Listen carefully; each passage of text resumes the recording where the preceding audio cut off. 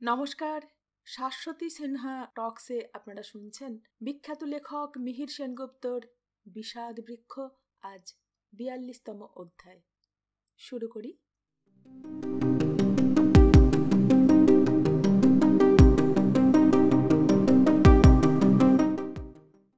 এইসব ডামাডোল সাময়িকভাবে স্তিমিত হলে কয়েকদিনের জন্য বাড়িতে চলে এলাম।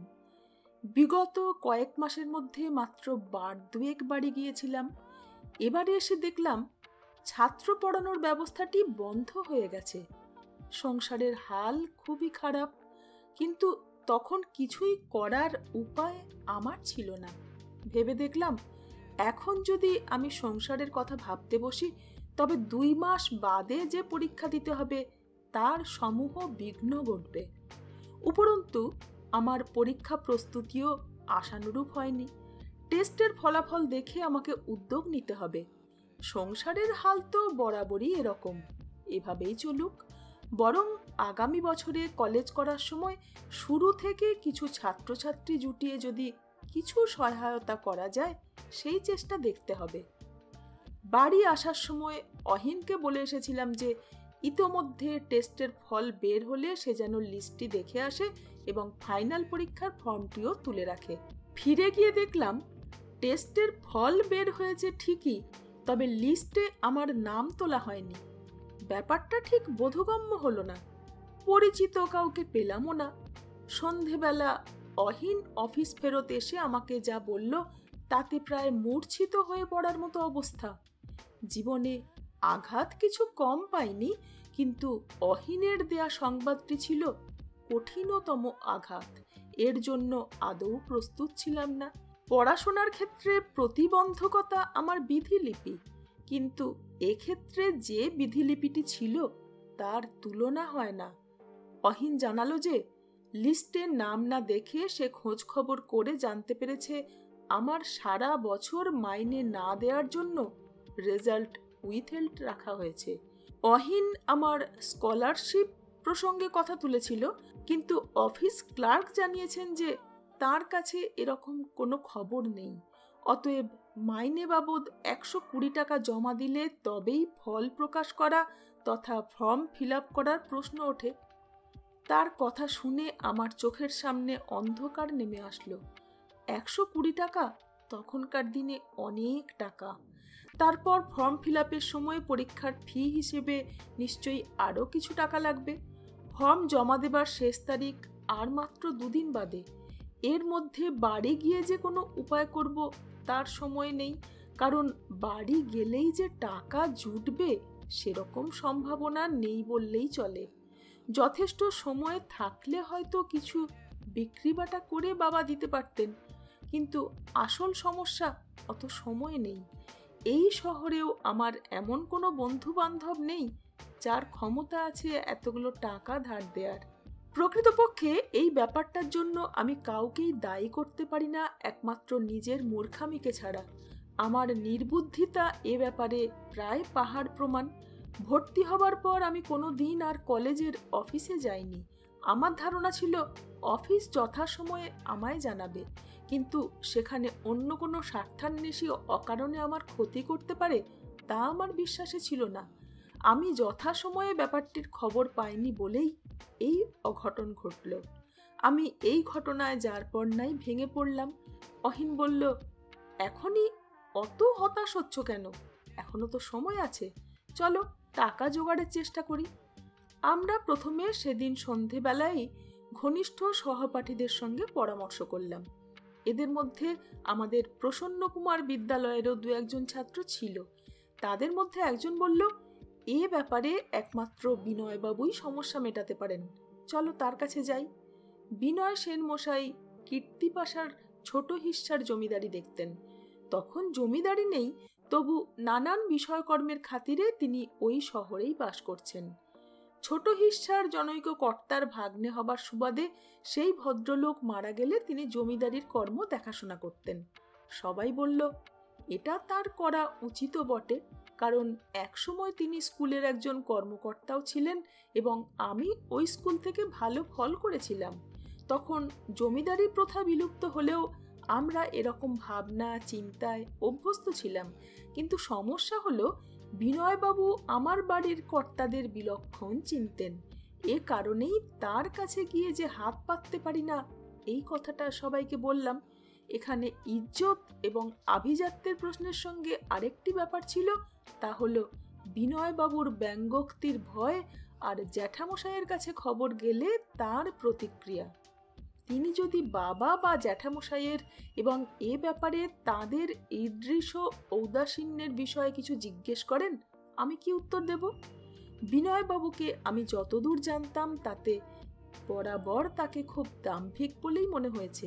অতএব আমি কখনোই তার কাছে যেতে পারবো না। এসব শুনে অহিন বলল, ঠিক আছে, তুমি নিজে নাই বা গেলে, আমরা কয়েকজন তো তার কাছে গিয়ে আবেদন করতে পারি। সবাই এক বাক্যে অহিনের প্রস্তাবে সায় দিল। আমি অহিনকে বলে দিলাম, দেখো ভাই, ব্যাপারটা কোনো ক্রমেই যেন আমার জ্যাঠামশাইয়ের কানে না ওঠে। অহিন আমাকে ভরসা দিয়ে বলল, ভয় নেই, আমি বিষয়টা কায়দা করেই তার কাছে উত্থাপন করব। ঠিক হলো, পরের দিন সকালে তারা সবাই বিনয়বাবুর বাসায় যাবে। এই সময়টায় বৌদি ওখানে ছিলেন না। তার শিশু কন্যাটিকে নিয়ে তিনি পশ্চিমবঙ্গের দুর্গাপুরে তার ভাইয়ের কাছে গিয়েছেন। তার পাসপোর্ট এবং অন্যান্য প্রয়োজনের জন্য দাদার বেশ খরচ হয়েছে, অতএব তার কাছেও কোনো সাহায্য পাওয়া যাবে না। আমি বাড়িতে থাকার সময়েই বৌদি চলে গেছেন। ছেলেরা সব বাড়িতেই আছে, সে আর এক চিন্তা। আমি এসেই এই ফ্যাসাদে পড়লাম। এখন তাদের দেখাশোনাই বা কিভাবে করব বুঝে উঠতে পারছিলাম না। দাদার সঙ্গে এখনো এসে পর্যন্ত দেখা হয়নি। চাকরটি এবং মাসিমা ছেলেদের দেখাশোনায় আছে। দাদার কাছে আমি কখনো পয়সা কড়ি চাইনি, বর্তমান অবস্থায় তা ভাবতেও পারলাম না। রাতে খেতে বসে দাদা বললেন যে বৌদি না আসা পর্যন্ত ছেলেদের দেখাশোনার ভার তিনি বিশেষ করে আমার ওপর দিয়ে গেছেন, আমি যেন এর মধ্যে আর বাড়ি না যাই। দাদাকে একটু গম্ভীর মনে হলো। খাওয়া সেরে দাদা ওপরে চলে গেলেন। আমি চাকরটিকে জিজ্ঞেস করলাম, দাদা গম্ভীর কেন? সে জানালো যে বৌদি যাবার পর থেকে ছেলেরা অসম্ভব দুষ্টুমি শুরু করেছে। আশপাশের বাসা থেকে রোজ নালিশ আসে, এজন্য তার মেজাজ খারাপ। দুপুরে খেতে এসে নাকি জিজ্ঞেস করেছিলেন আমি কখন এসেছি এবং কোথায় গিয়েছি। চাকরটি জানতো আমি কলেজে গিয়েছি, সে তাকে তাই বলেছে। বাড়ি থেকে ফিরলে দাদা সাধারণত মা বাবা ভাই বোনদের খোঁজ নিতেন। এবার দেখলাম তা করলেন না। আমি একটু আতঙ্কিত হলাম। পরদিন ভোরে দাদা আমাকে জল ধরার জন্য ডাকলেন না। রাঁধুনি চাকরটি জল আনলো। চা জল খাবার খেয়ে অফিসে যাওয়ার সময় দাদাকে আমি জিজ্ঞাসা করলাম, আপনি কি আমার উপর কোনো কারণে রাগ করেছেন? দাদা আমার দিকে একবার কিরকম যেন এক কঠিন দৃষ্টিতে তাকালেন এবং চোখ ফিরিয়ে নিয়ে কিছুই না বলে চলে গেলেন। ব্যাপারটা আমার ভালো বোধ হলো না, অথচ আমি ভেবে পাচ্ছিলাম না আমার অপরাধটা কি। রাঁধুনি বলল, দাদা কিন্তু মনে হয় আপনার উপর রেগে আছেন, বৌদি বাড়ি নেই তো তাই। কিন্তু আমি আমার কর্তব্য কিছুই ঠিক করতে পারছিলাম না। আমাকে আজকের এবং কালকের এই দুটো দিন হয়তো পুরোটাই নিজের প্রয়োজনে লাগাতে হবে। এই সব চিন্তা করে চাকরটিকে বললাম, ভাই, আমি একটা অসুবিধায় পড়েছি। আজ এবং কাল এই দুটো দিন তুমি একটু ছেলেদেরকে সামলাও, পরশু থেকে সব ভার আমার। সে বলল, ঠিক আছে, আপনি ভাববেন না, আমি দেখব। দাদা যাবার খানিকক্ষণ বাদেই অহিন এলো। বলল, এক কাজ করো, তুমি কলেজে গিয়ে স্কলারশিপের বিষয়টা নিয়ে খোঁজ খবর করে দেখো, হয়তো এসে পড়ে আছে। একটু নরম হয়ে ক্লার্ককে বলো, নিশ্চয়ই রেকর্ড খোঁজ করে পেয়ে যাবে। যদি পায় তবে তো সমস্যা নেই। যাই হোক, 12টার মধ্যে সোনালী সিনেমা হলের সামনে এসো, আমরা ওখানে থাকবো, দেখি বিনয়বাবু কি বলেন। বিনয়বাবু আমাদের ও অঞ্চলে একজন মান্যমান মানুষ। যদিও তার জমিদারি এবং ঠাটবাট সবই মামাবাড়ির দৌলতে, তবু ছোট হিস্সার জমিদার হিসেবে বাল্যাবধি আমরা তাকেই জেনেছি। তিনি তার স্ত্রী পুত্র ইত্যাদিদের অন্যত্র রেখে ছোট হিস্সার প্রাসাদেই থাকতেন এবং জমিদারি তথা তার পিস্তুত দাদার স্ত্রী পুত্র কন্যাকে দেখভাল করতেন। স্থানীয় লোকেরা তাকে খুব ভালো মানুষ বলে জানতো না। অতএব অহিনেরা সেখানে কি ব্যবস্থা করতে পারবে সে ব্যাপারে আমার বিলক্ষণ সন্দেহ ছিল।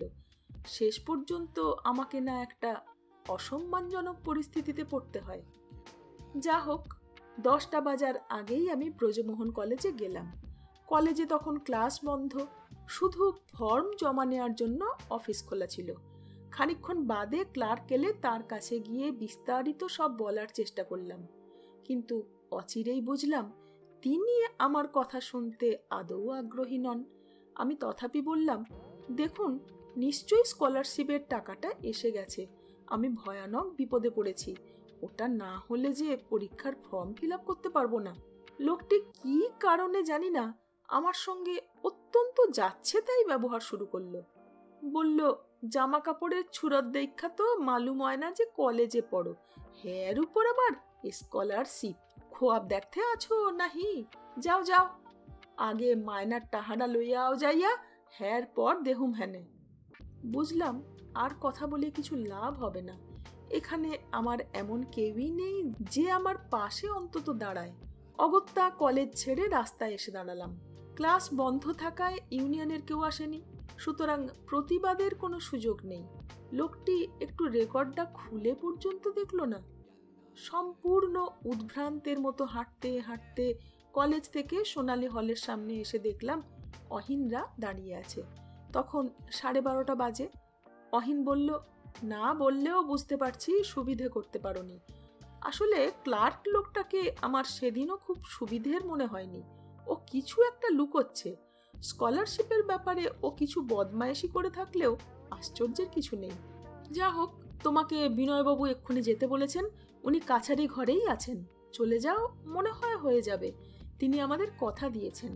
অহিন আরও বলল, আমার মনে হয় তোমার ব্যাপারটা আমি তাকে ঠিক ঠিক বোঝাতে পেরেছি।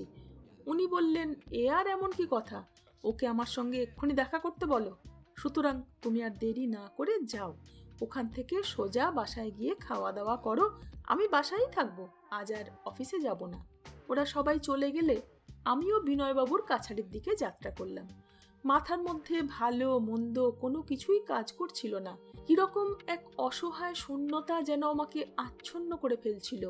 এই সময় অশ্বিনীবাবুর কথা মনে পড়ল। যদি সময় হাতে থাকতো তবে তার কাছে গেলে সমস্যার অবশ্য সমাধান হয়ে যেত, কিন্তু তার আর উপায় নেই। এইভাবে চলতে চলতে একসময় বিনয়বাবুর কাছারিতে পৌঁছালাম। কালো চশমা পরা, ফর্সা গায়ের রং, গোলগাল বিনয়বাবু ততোধিক ফর্সা ধুতি পাঞ্জাবি পরে বসে রয়েছেন। গিয়ে প্রণাম করে দাঁড়াতে তিনি জিজ্ঞেস করলেন, তোমার জন্যই ছেলেরা সুপারিশ করতে এসেছিল বুঝি? প্রশ্নের সঙ্গে সঙ্গে আমাকে আপাদমস্তক একবার দেখে নিলেন, পরে একটি দীর্ঘশ্বাস মোচন করে বললেন, অমুকের ছেলে তুমি? তোমার এই দুর্দশা, আমি নিশ্চয়ই তোমার ব্যবস্থা করব। আচ্ছা, তুমি এই টাকাটা ধরো, বলে একটা 20 টাকার নোট বাড়িয়ে দিলেন। বললেন, 120 টাকার মধ্যে 20 টাকা হয়ে গেল, বাকি রইল 100। আচ্ছা চলো আমার সাথে, বলে একটি রিক্সা ডেকে তাতে আমাকে নিয়ে উঠলেন। রিক্সাওয়ালাকে নির্দেশ দিলেন জনৈক উকিলবাবুর বাসায় যেতে।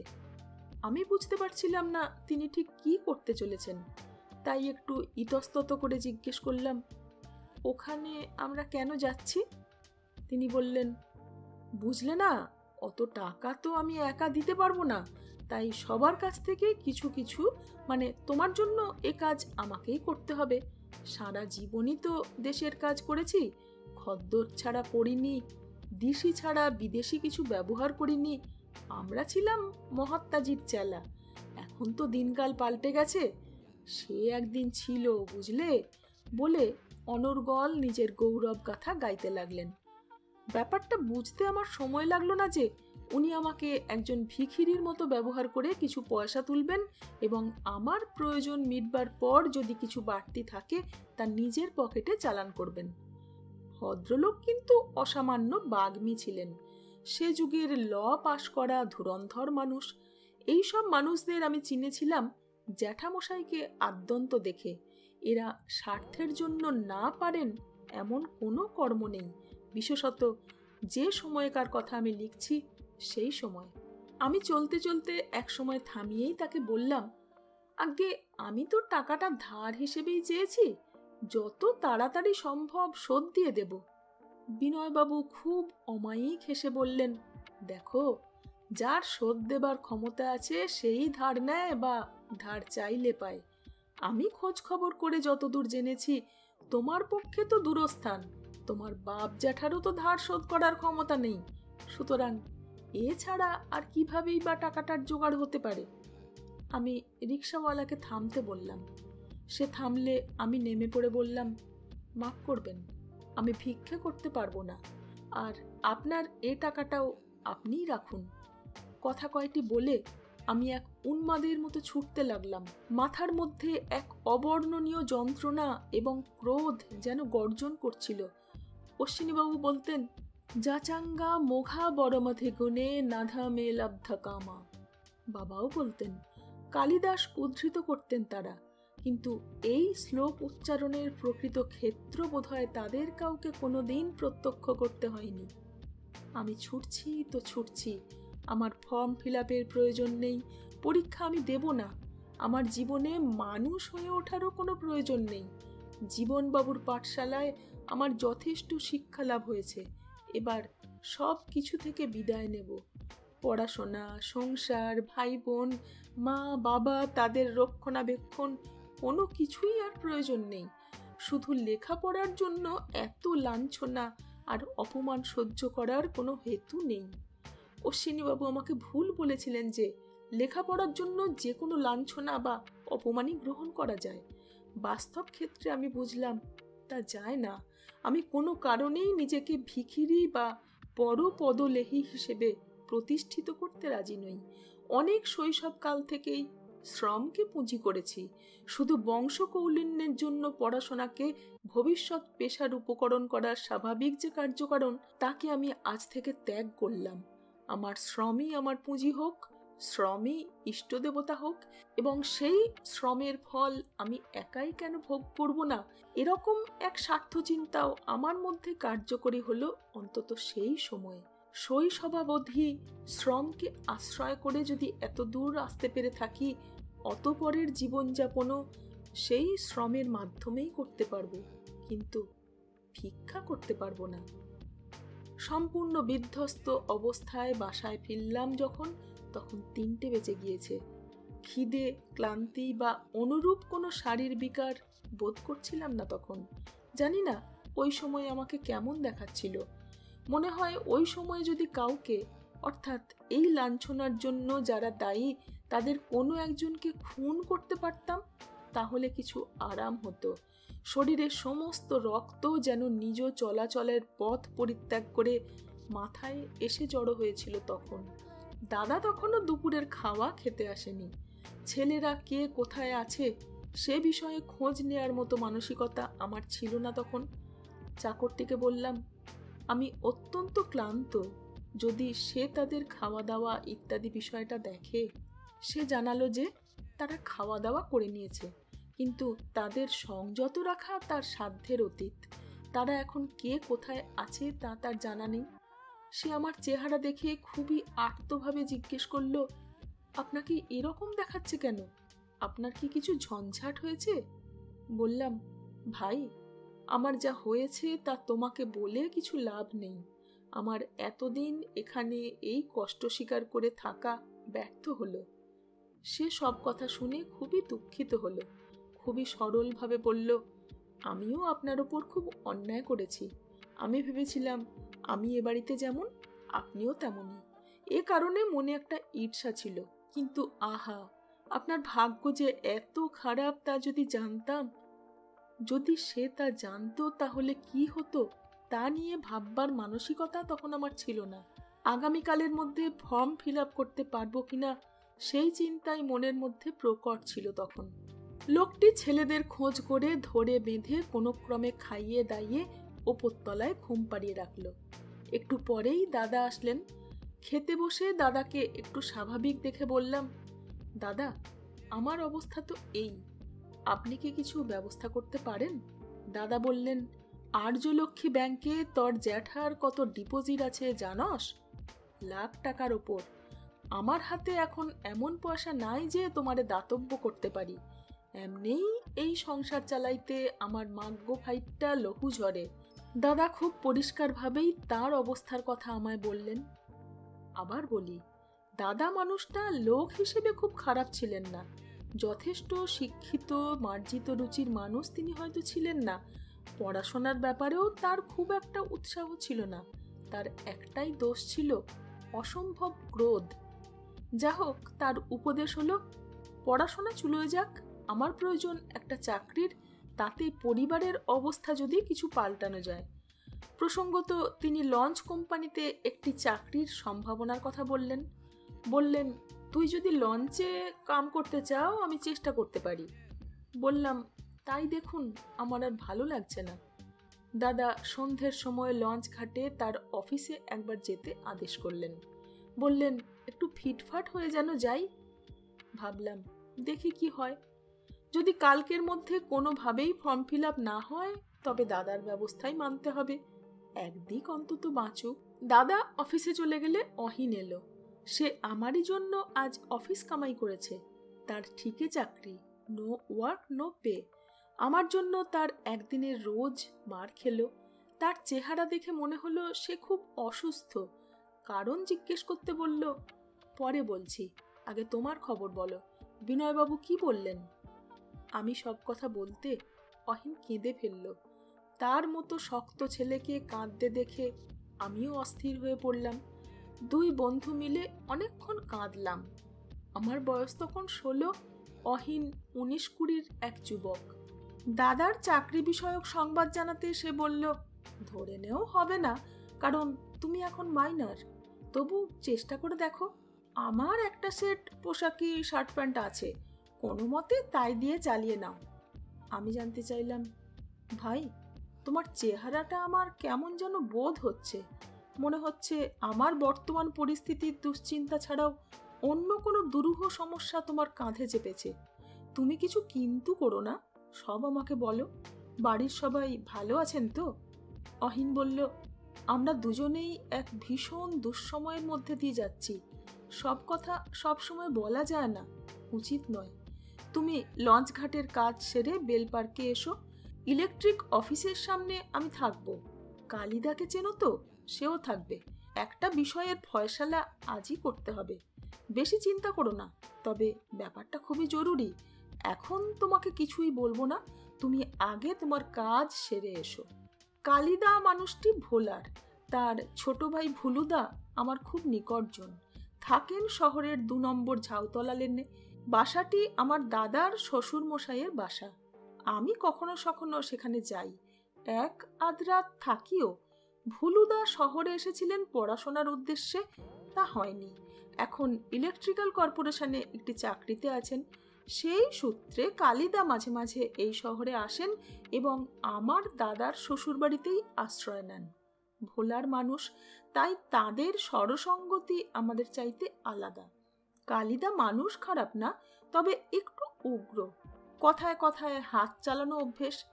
দৈপায়ন মানুষেরা এরকম নিয়মেই অভ্যস্ত। তাই তার উপস্থিতিতে কোনো বিষয়ের ফয়সালা করার সংবাদে আমার উৎকণ্ঠা গভীর হলো। আমি অহিনকে অনুনয় করে বললাম, তুমি আমার সব সমস্যার কথা ভুলে যাও, শুধু বলো কালিদাকে কেন প্রয়োজন হয়েছে। অহিন বলল, সন্ধ্যের আগে বলা যাবে না, বলে সে চলে গেল। আমি এক অন্য অসম্ভব বিপদের গন্ধ পেলাম তার আচরণে। সন্ধেবেলা অহিনের প্যান্ট শার্ট পরে যেন একটু ভারিক্কি দেখায় এরকম চুলটা আঁচড়িয়ে নির্ধারিত সময়ে লঞ্চ ঘাটে পৌঁছলাম। দাদা বললেন, সব কথা কওয়া আছে, আইজই ইন্টারভিউ লইয়া অ্যাপয়েন্টমেন্ট দিব, কোনো চিন্তা নাই, রেজাল্ট তো ভালো আছে। কিন্তু আমি যখন ইন্টারভিউ হলে ঢুকলাম, কর্তারা সমস্বরে বলে উঠলেন, আরে তুমি তো প্রায় একজন দুগ্ধপোষ্য শিশু, খোকা, তুমি এখানে চাকরি করবে কেন? আমার খুব আত্মসম্মানে লাগলো। বললাম, দেখুন, আপনাদের চাহিদা অনুযায়ী আমার রেজাল্ট ভালোই আছে। তারা বললেন, তা আছে, তবে তোমার বয়সটা সমস্যা করেছে, অন্তত আরও 2 বছর যোগ না হলে তুমি চাকরি পাবে না। অতএব ইম্যাচিওর বলে তারা আমাকে প্রত্যাখ্যান করলেন। অস্বীকার করার উপায় নেই, ভাগ্যং ফলতি সর্বত্র। তখনও আমার গোঁফের রেখা স্পষ্ট হয়নি, চেহারায় কিশোর কোমল ছাপ। অতএব আমাকে মনোনীত না করার জন্য কর্তৃপক্ষকে দোষ দিতে পারি না। কিন্তু দাদার মনে হলো আমি তাদের প্রশ্নের উত্তর ঠিকভাবে দিতে পারিনি বলেই তারা আমায় সিলেক্ট করেননি। বয়সের ব্যাপারটাকে তিনি আদৌ গুরুত্ব দিলেন না। বললেন, কেন, আমি কি 16-17 বছরে কামে ঢুকি নাই? কিন্তু আজকের নিয়ম যে কাল পাল্টায়, এ বিষয়ে দাদার ধারণা পরিষ্কার ছিল না। পরদিন ফর্ম ফিল আপের শেষ দিন। দুপুর অবধি সারা শহর উদ্ভ্রান্তের মতো চষে বেড়ালাম। কোনো বন্ধু আপনজন কেউ নেই এই সমস্যা থেকে আমাকে উদ্ধার করার। গতকাল সন্ধে বেল পার্কে অহিন এবং কালিদাকে পাইনি। অনেকক্ষণ অপেক্ষা করে চলে এসেছিলাম। তার সমস্যার কথাটাও মাথার মধ্যে চেপে বসেছিল। ভেবে পাচ্ছিলাম না তার এমন কি সমস্যা এ সময় হতে পারে। রাত্রে বাসায় এসে খেয়ে দিয়ে শুয়ে পড়েছিলাম। ওর বাসায় গিয়ে আর খোঁজ নেওয়া হয়ে ওঠেনি। সম্ভাব্য অসম্ভাব্য সব স্থানে ওই কয়টা টাকার জন্য ঘুরে বেড়ালাম, কিন্তু কোনো সুরাহা হলো না। ঘুম আসছিল না।